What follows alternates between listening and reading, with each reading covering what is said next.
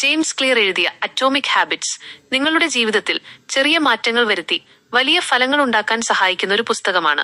വലിയ ലക്ഷ്യങ്ങളിലേക്ക് നോക്കാതെ ഓരോ ദിവസവും 1% വീതം മെച്ചപ്പെടുത്താൻ ശ്രമിച്ചാൽ കാലക്രമേണ അത് വലിയ മാറ്റങ്ങൾ കൊണ്ടുവരുമെന്ന് ഈ പുസ്തകം പറയുന്നു. ഓരോ ദിവസവും 1% മെച്ചപ്പെട്ടാൽ 1 വർഷം കൊണ്ട് 37 ഇരട്ടി മെച്ചപ്പെടാം. ജീവിതത്തിൽ എന്തെങ്കിലും മാറ്റങ്ങൾ വരുത്താൻ ആഗ്രഹിക്കുന്ന ഏതൊരാൾക്കും ഈ പുസ്തകം വളരെ പ്രയോജനപ്രദമാണ്. നല്ല ശീലങ്ങൾ വളർത്തിയെടുക്കാനും മോശം ശീലങ്ങൾ ഒഴിവാക്കാനും ഈ പുസ്തകം സഹായിക്കുന്നു.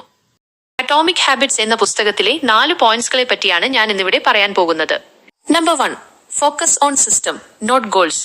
ലക്ഷ്യങ്ങളെക്കാൾ സിസ്റ്റത്തിൽ ശ്രദ്ധ കേന്ദ്രീകരിക്കുന്നതിനെ കുറിച്ചുള്ള ആശയം മനോഹരമായ ഒരു കഥയിലൂടെ വിശദീകരിക്കാം. ഒരു കൊച്ചു ഗ്രാമത്തിൽ രാഘവൻ എന്നൊരു കർഷകൻ ജീവിച്ചിരുന്നു. രാഘവന്റെ ഏറ്റവും വലിയ ആഗ്രഹം തന്റെ കൃഷിയിടത്തിൽ സമൃദ്ധമായ വിളവെടുപ്പ് നടത്തുക എന്നതായിരുന്നു. ഓരോ വർഷവും ഈ വർഷം കൂടുതൽ വിളവുണ്ടാക്കണം എന്ന് രാഘവൻ സ്വയം പ്രതിജ്ഞയെടുക്കും. പക്ഷേ വർഷാവസാനം വരുമ്പോൾ പ്രതീക്ഷിച്ചത്ര വിളവ് ലഭിക്കാതെ രാഘവൻ നിരാശനാകും. ഒരു ദിവസം ഗ്രാമത്തിലെ ഒരു മുതിർന്ന കർഷകനായ മാധവൻ രാഘവനെ സന്ദർശിച്ചു. രാഘവന്റെ ദുഃഖം മനസ്സിലാക്കിയ മാധവൻ അവനോട് പറഞ്ഞു, രാഘവ, ലക്ഷ്യത്തിൽ മാത്രം ശ്രദ്ധ കേന്ദ്രീകരിക്കുന്നതുകൊണ്ടല്ല നിനക്ക് വിളവ് കുറയുന്നത്. ലക്ഷ്യത്തെക്കാൾ അതിലേക്ക് എത്തിച്ചേരാനുള്ള മാർഗത്തിൽ ശ്രദ്ധിക്കൂ. മാധവൻ രാഘവനെ തന്റെ കൃഷിയിടത്തിലേക്ക് കൊണ്ടുപോയി. അവിടെ മാധവൻ കൃത്യമായ ഒരു സിസ്റ്റം പിന്തുടരുന്നത് രാഘവൻ കണ്ടു. ഓരോ ദിവസവും മാധവൻ കൃത്യസമയത്ത് നിലം ഉഴുതുമറിക്കുന്നു, വിത്തുകൾ നടുന്നു, വളം നൽകുന്നു, നനയ്ക്കുന്നു. മാത്രമല്ല കാലാവസ്ഥാ വ്യതിയാനങ്ങളെക്കുറിച്ചും മണ്ണിന്റെ പോഷകങ്ങളെക്കുറിച്ചും മാധവൻ പഠിച്ചു. നോക്കൂ രാഘവ, ഞാൻ ഓരോ ദിവസവും ഈ കൃത്യമായ കാര്യങ്ങൾ ചെയ്യുന്നു. കാലാവസ്ഥയെക്കുറിച്ചും മണ്ണിനെക്കുറിച്ചും പഠിക്കുന്നു. ഇതാണ് എന്റെ സിസ്റ്റം. വിളവ് എന്നത് ഇതിന്റെ സ്വാഭാവികമായ ഫലമാണ്, മാധവൻ പറഞ്ഞു. രാഘവൻ മാധവന്റെ വാക്കുകൾ പിന്തുടർന്നു. അടുത്ത വർഷം മുതൽ രാഘവൻ തന്റെ കൃഷിയിൽ ഒരു സിസ്റ്റം കൊണ്ടുവന്നു. കൃത്യസമയത്ത് നിലം ഉഴുതുമറിച്ചു, വിത്തുകൾ നട്ടു, വളം നൽകി, നനച്ചു. കാലാവസ്ഥയെക്കുറിച്ചും മണ്ണിനെക്കുറിച്ചും പഠിച്ചു. രാഘവൻ തന്റെ സിസ്റ്റത്തിൽ ശ്രദ്ധ കേന്ദ്രീകരിച്ചു. വർഷാവസാനം രാഘവന്റെ കൃഷിയിടത്തിൽ സമൃദ്ധമായ വിളവുണ്ടായി. രാഘവൻ സന്തോഷിച്ചു. മാധവൻ പറഞ്ഞത് ശരിയായിരുന്നു. ലക്ഷ്യത്തെക്കാൾ സിസ്റ്റത്തിൽ ശ്രദ്ധ കേന്ദ്രീകരിച്ചപ്പോൾ രാഘവന് മികച്ച ഫലം ലഭിച്ചു. വിശദീകരണം: ഈ കഥയിൽ രാഘവന്റെ ലക്ഷ്യം മികച്ച വിളവെടുപ്പ് നടത്തുക എന്നതായിരുന്നു. പക്ഷേ ലക്ഷ്യത്തിൽ മാത്രം ശ്രദ്ധ കേന്ദ്രീകരിച്ചപ്പോൾ രാഘവന് മികച്ച ഫലം ലഭിച്ചില്ല. എന്നാൽ മാധവൻ രാഘവനെ സിസ്റ്റത്തിൽ ശ്രദ്ധ കേന്ദ്രീകരിക്കാൻ പഠിപ്പിച്ചു. കൃത്യമായ കാര്യങ്ങൾ കൃത്യസമയത്ത് ചെയ്യുന്നതിലൂടെ രാഘവന് മികച്ച വിളവ് ലഭിച്ചു. അതായത് ലക്ഷ്യത്തിൽ മാത്രം ശ്രദ്ധ കേന്ദ്രീകരിക്കുന്നതിന് പകരം ലക്ഷ്യത്തിലേക്ക് എത്തിച്ചേരാനുള്ള മാർഗത്തിൽ ശ്രദ്ധ കേന്ദ്രീകരിക്കുക. ഒരു നല്ല സിസ്റ്റം ഉണ്ടാക്കുക, ആ സിസ്റ്റം കൃത്യമായി പിന്തുടരുക. അപ്പോൾ ലക്ഷ്യം സ്വാഭാവികമായി കൈവരിക്കാനാകും. Number 2, the 4 laws of behaviour change. ഒരു ഗ്രാമത്തിൽ മായ എന്നൊരു കുട്ടി ജീവിച്ചിരുന്നു. മായ ബുദ്ധിമതിയും ലക്ഷ്യബോധമുള്ളവളുമായിരുന്നു. എന്നാൽ അവളുടെ ആരോഗ്യ ലക്ഷ്യങ്ങൾ നിലനിർത്താൻ അവൾ പലപ്പോഴും ബുദ്ധിമുട്ടി. അവളുടെ നല്ല ഉദ്ദേശ്യങ്ങൾ ഉണ്ടായിരുന്നിട്ടും അവൾ പലപ്പോഴും വ്യായാമ ദിനചര്യയിൽ നിന്ന് വ്യതിചലിക്കുകയും മധുരപലഹാരങ്ങളുടെ ആകർഷണത്തിൽ വീഴുകയും ആരോഗ്യകരമായ ഭക്ഷണശീലങ്ങൾ അവഗണിക്കുകയും ചെയ്തു. മായ ഒരു പുസ്തകത്തിൽ the 4 laws of behaviour change എന്നതിനെക്കുറിച്ച് വായിച്ചു. വ്യക്തമാക്കുക, മേക്ക് ഇറ്റ് ഓബ്വിയസ്. ആകർഷകമാക്കുക, മേക്ക് ഇറ്റ് അട്രാക്റ്റീവ്. എളുപ്പമാക്കുക, മേക്ക് ഇറ്റ് ഈസി. തൃപ്തികരമാക്കുക, മേക്ക് ഇറ്റ് സാറ്റിസ്ഫൈങ്. ഈ ആശയം കൗതുകമുണർത്തിയതിനാൽ മായ ഈ തത്വങ്ങൾ അവളുടെ ആരോഗ്യയാത്രയിൽ പ്രയോഗിക്കാൻ തീരുമാനിച്ചു. അവളുടെ വ്യായാമങ്ങൾ കൂടുതൽ വ്യക്തമാക്കാൻ മായ അവളുടെ യോഗാമാറ്റ് സ്വീകരണമുറിയിലെ ഏറ്റവും ദൃശ്യമായ സ്ഥലത്ത് വെച്ചു. ഈ നിരന്തരമായ ഓർമ്മപ്പെടുത്തൽ ഒരു ദൃശ്യസൂചനയായി പ്രവർത്തിക്കുകയും കൂടുതൽ തവണ ശാരീരിക പ്രവർത്തനങ്ങളിൽ ഏർപ്പെടാൻ അവളെ പ്രേരിപ്പിക്കുകയും ചെയ്തു. ആരോഗ്യം കൂടുതൽ ആകർഷകമാക്കാൻ മായ രസകരവും ആകർഷകവുമായ വിവിധ പ്രവർത്തനങ്ങൾ വാഗ്ദാനം ചെയ്യുന്ന ഒരു ഗ്രൂപ്പ് ഫിറ്റ്നസ് ക്ലാസ്സിൽ ചേർന്നു. സൗഹൃദവും സാമൂഹിക ഇടപെടലും വ്യായാമം ചെയ്യുന്നത് കൂടുതൽ ആസ്വാദ്യകരമായ അനുഭവമാക്കി മാറ്റുകയും പതിവായി പങ്കെടുക്കാനുള്ള അവളുടെ പ്രചോദനം വർദ്ധിപ്പിക്കുകയും ചെയ്തു. ആരോഗ്യം എളുപ്പമാക്കാൻ മായ അവളുടെ വ്യായാമ വസ്ത്രങ്ങളും ജിം ബാഗും തലേദിവസം തയ്യാറാക്കി വെച്ചു. ഇത് ജിമ്മിൽ പോകുന്നതിൽ നിന്ന് അവളെ തടഞ്ഞേക്കാവുന്ന തടസ്സങ്ങൾ ഇല്ലാതാക്കി. അവളുടെ ഏറ്റവും ഉൽപാദനക്ഷമമായ സമയങ്ങളിൽ അവൾ വ്യായാമങ്ങൾ ഷെഡ്യൂൾ ചെയ്യുകയും അവളുടെ ദിനചര്യ പൂർത്തിയാക്കാൻ ആവശ്യമായ ഊർജവും ശ്രദ്ധയും ഉറപ്പാക്കുകയും ചെയ്തു. അവസാനമായി ആരോഗ്യം തൃപ്തികരമാക്കാൻ അവളുടെ ആരോഗ്യ ലക്ഷ്യങ്ങൾ നേടിയ ശേഷം മായ ചെറിയ സമ്മാനങ്ങൾ അല്ലെങ്കിൽ അനുഭവങ്ങൾ നൽകി സ്വയം പ്രതിഫലം നൽകി. ഈ പോസിറ്റീവ് ശക്തിപ്പെടുത്തൽ അവളുടെ ആരോഗ്യകരമായ ശീലങ്ങളെ ശക്തിപ്പെടുത്തുകയും അവൾക്കൊരു നേട്ടത്തിന്റെ ബോധം നൽകുകയും ചെയ്തു. ഈ 4 ലോസും സ്ഥിരമായി പ്രയോഗിച്ചപ്പോൾ അവൾ വ്യായാമം സ്ഥിരമായി ചെയ്യാൻ തുടങ്ങി. അവളുടെ വ്യായാമങ്ങൾ അവളുടെ ദിനചര്യയുടെ സ്ഥിരമായ ഭാഗമായി മാറി. അനാരോഗ്യകരമായ ഭക്ഷണങ്ങളോടുള്ള അവളുടെ ആസക്തി കുറഞ്ഞു.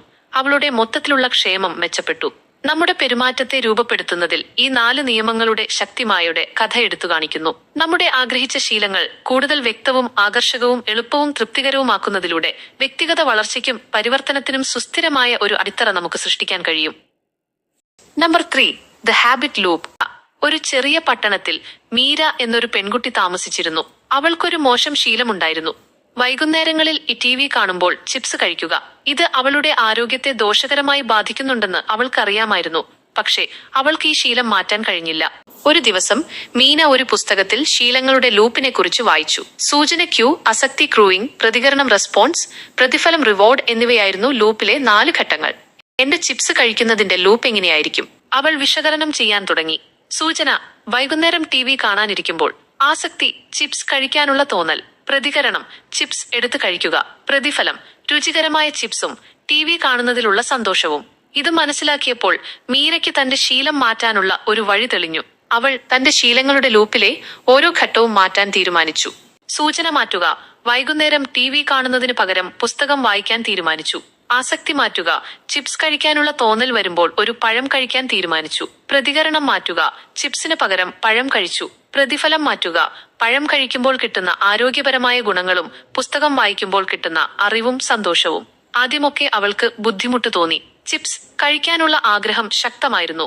പക്ഷേ അവൾ സ്ഥിരമായി തന്റെ പുതിയ വളയം പിന്തുടർന്നു. കുറച്ച് ദിവസങ്ങൾ കഴിഞ്ഞപ്പോൾ അവൾക്ക് ചിപ്സ് കഴിക്കാനുള്ള ആഗ്രഹം കുറഞ്ഞു. പകരം പഴം കഴിക്കാനും പുസ്തകം വായിക്കാനും അവൾ ഇഷ്ടപ്പെട്ടു തുടങ്ങി. കുറച്ചു മാസങ്ങൾക്കു ശേഷം മീരയുടെ ആരോഗ്യം മെച്ചപ്പെട്ടു. അവൾക്ക് കൂടുതൽ ഊർജം ലഭിച്ചു. അവൾ സന്തോഷവതിയായി. മീരയുടെ കഥയിൽ നിന്ന് നമുക്ക് മനസ്സിലാക്കാം, ശീലങ്ങളുടെ വളയം മനസ്സിലാക്കുന്നത് മോശം ശീലങ്ങൾ മാറ്റാനും നല്ല ശീലങ്ങൾ രൂപീകരിക്കാനും നമ്മളെ സഹായിക്കുന്നു. ഓരോ ഘട്ടവും തിരിച്ചറിഞ്ഞു ശരിയായ മാറ്റങ്ങൾ വരുത്തിയാൽ ശീലങ്ങൾ മാറ്റാൻ സാധിക്കും. ശീലങ്ങളെ മാറ്റാനുള്ള ശ്രമത്തിൽ സ്ഥിരത അത്യാവശ്യമാണ്. Number 4, patience and persistence. പണ്ട് ഒരു ചെറിയ ഗ്രാമത്തിൽ അർജുനൻ എന്നൊരു യുവാവ് ജീവിച്ചിരുന്നു. അവന് ഒരു വലിയ സ്വപ്നമുണ്ടായിരുന്നു, ഒരു മികച്ച ചിത്രകാരനാകുക എന്നത്. പക്ഷേ അർജുനൻ വരയ്ക്കാൻ തുടങ്ങിയപ്പോൾ അവന് പല ബുദ്ധിമുട്ടുകളും നേരിടേണ്ടി വന്നു. അവൻ വരയ്ക്കുന്ന ചിത്രങ്ങൾ മിക്കപ്പോഴും വിചാരിച്ച പോലെ ഭംഗിയുള്ളതായിരുന്നില്ല. അതുകൊണ്ട് അവൻ പെട്ടെന്ന് നിരാശനായി. ഒരു ദിവസം ഗ്രാമത്തിലെ ഒരു വൃദ്ധനായ ചിത്രകാരൻ അർജുനനെ കണ്ടുമുട്ടി. അർജുനന്റെ വിഷമം മനസ്സിലാക്കിയ അദ്ദേഹം അവനോട് പറഞ്ഞു, അർജുന, നല്ല ശീലങ്ങൾ ഉണ്ടാക്കിയെടുക്കാൻ സമയവും പരിശ്രമവും ആവശ്യമാണ്. ക്ഷമയും സ്ഥിരോത്സാഹവും ഉണ്ടെങ്കിൽ മാത്രമേ നിനക്ക് നിന്റെ സ്വപ്നം സാക്ഷാത്കരിക്കാൻ കഴിയൂ. അർജുനൻ ചോദിച്ചു, പക്ഷെ എനിക്ക് പെട്ടെന്നൊരു നല്ല ചിത്രകാരനാകാൻ കഴിയുന്നില്ലല്ലോ. വൃദ്ധൻ പുഞ്ചിരിച്ചുകൊണ്ട് പറഞ്ഞു, അർജുന, ഒരു മരം വളരാൻ സമയമെടുക്കുന്നത് പോലെയാണ് നല്ല ശീലങ്ങൾ ഉണ്ടാക്കിയെടുക്കുന്നതും. ഓരോ ദിവസവും നീ വരയ്ക്കാൻ ശ്രമിക്കുക. തെറ്റുകൾ വരുമ്പോൾ അതിൽ നിന്ന് പഠിക്കുക. സ്ഥിരമായി പരിശ്രമിച്ചാൽ നിന്റെ ചിത്രങ്ങൾ മെച്ചപ്പെടും. അർജുനൻ വൃദ്ധന്റെ വാക്കുകൾ അനുസരിച്ചു. അവൻ ഓരോ ദിവസവും വരയ്ക്കാൻ തുടങ്ങി. അവന്റെ ചിത്രങ്ങൾ ആദ്യമൊക്കെ വലിയ മാറ്റമൊന്നും കാണിച്ചില്ല. പക്ഷേ അവൻ സ്ഥിരമായി പരിശ്രമിച്ചു. തെറ്റുകളിൽ നിന്ന് പാഠങ്ങൾ പഠിച്ചു. വർഷങ്ങൾ കടന്നുപോയി.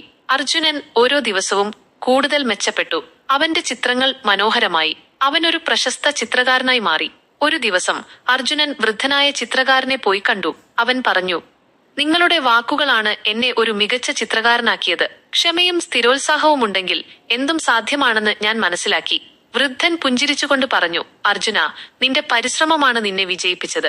ക്ഷമയും സ്ഥിരോത്സാഹവും ഉണ്ടെങ്കിൽ ആർക്കും അവരുടെ സ്വപ്നങ്ങൾ സാക്ഷാത്കരിക്കാനാകും. നല്ല ശീലങ്ങൾ ഉണ്ടാക്കിയെടുക്കാൻ സമയവും പരിശ്രമവും ആവശ്യമാണ്. ക്ഷമയും സ്ഥിരോത്സാഹവും ഉണ്ടെങ്കിൽ നമുക്ക് നമ്മുടെ ലക്ഷ്യങ്ങൾ നേടാനാകും. തെറ്റുകളിൽ നിന്ന് പാഠങ്ങൾ പഠിച്ച് മുന്നോട്ടു പോകുക.